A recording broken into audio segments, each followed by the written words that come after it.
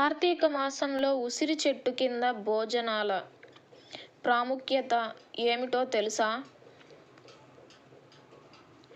Hindu calendar ప్రకారం తెలుగు నెలలో ఎంతో పవిత్రమైన నెలలో కార్తీక మాసం ఒకటి అని చెబుతారు. కార్తీక మాసం ఇది పరమ పవిత్రమైన మాసంగా భావించడమే కాకుండా ఈ నెల మొత్తం భక్తులు ఎంతో భక్తి శ్రద్ధతో శివకేశవులకు పూజలు చేస్తారు.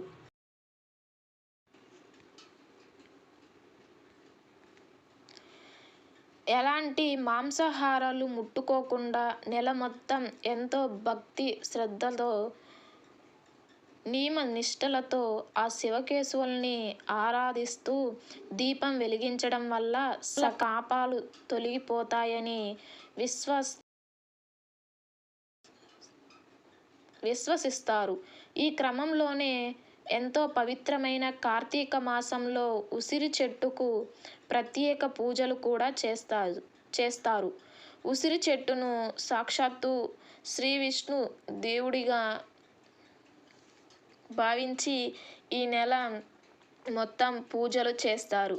అదేవిధంగా కార్తీక మాసంలో ఉసిరి చెట్టు కింద భోజనాలు చేయడం ఆనవాయితీగా వస్తుంది.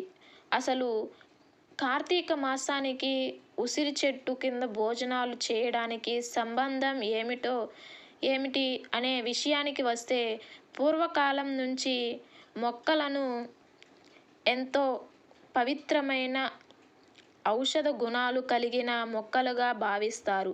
ఈ క్రమంలోనే ఉసిరి చెట్టులో ఎన్నో ఔషధ గుణాలు దాగి ఉన్నాయని సంగతి మనకు తెలిసిందే. కార్తీక మాసం చలికాలంలో రావడం వల్ల ఈ కాలంలో ఎన్నో అనారోగ్య సమస్యలు వస్తాయి కనుక వాటి అన్నిటికీ దూరం చేయడానికి అప్పట్లో పెద్దవారు కార్తీక మాసంలో ఉసిరి చెట్టు కింద భోజనం చేయాలని సంప్రదాయాన్ని పెట్టారు. అదే సంప్రదాయాన్ని ఇప్పటికీ ఆచరిస్తూ వస్తున్నారు. అయితే కార్తీక మాసంలో ఉసిరి చెట్టు కింద భోజనాలు చేసే ముందు ఉసిరి చెట్టు కింద విష్ణు దేవుడి ఫోటో వచ్చి పూజ చేసిన అనంతరం విష్ణుదేవుడి ఫోటో పెట్టి పూజ చేసిన అనంతరం భోజనాలు చేయాలి. పురాణాల ప్రకారం ఉసిరి చెట్టును ధాత్రి వృక్షం అంటారు కనుక కార్తీక భోజనాలు ధాత్రి భోజనాలు అని కూడా పిలుస్తారు. ఉసిరి చెట్టు నీడలో అరటి ఆకులతో లేదా పనస ఆకులతో భోజనం చేయడం ఎంతో మంచిదని పండితులు తెలియజేస్తున్నారు. పురాణాల ప్రకారం శ్రీకృష్ణుడు తన సోదరుడు బలరాముడు అలాగే తోటి బాలికలతో కలిసి కార్తీక మాసంలో ఉసిరి చెట్టు కింద భోజనాలు చేశారని భగవద్గీత తెలియజేస్తుంది.